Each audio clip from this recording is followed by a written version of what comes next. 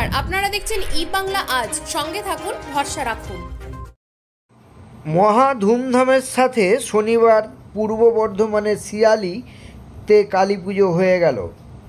আনুমানিক 200 বছরের এই পুজোকে ঘিরে প্রতি বছরের ন্যায় এবছরও ভক্তদের সমাগম ছিল চোখে পড়ার মতো। বহু ভক্তদের দামোদর নদী থেকে দণ্ডি খেটে মায়ের মন্দিরে এসে পুজো দিতেও দেখা যায়। এ বিষয়ে মন্দিরের আগত ভক্ত এবং পুরোহিত কমিটির সম্পাদক কি বললেন দেখে নেব। আপনারা দেখছেন ই বাংলা আজ। পূর্ব বর্ধমান থেকে অরবিন্দ দাসের প্রতিবেদন।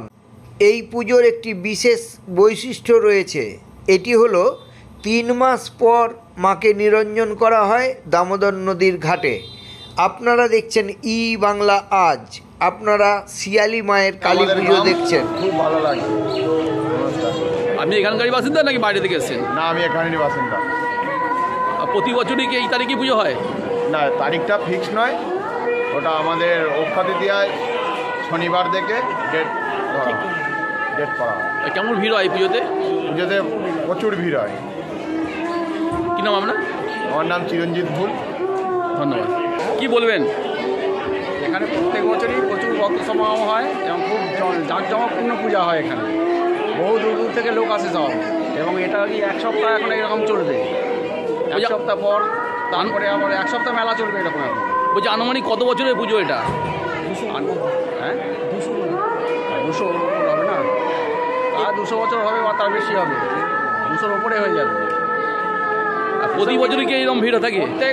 প্রত্যেক বছর এবং বহু দূর দূর থেকে লোক আসে সব। মানে গতকাল এলে তো আরও বেশি পাওয়া যেত, রাত্রের দিকে পূজা তো। বলছি মায়ের কাছে পুজো দিয়ে কি প্রার্থনা করলেন?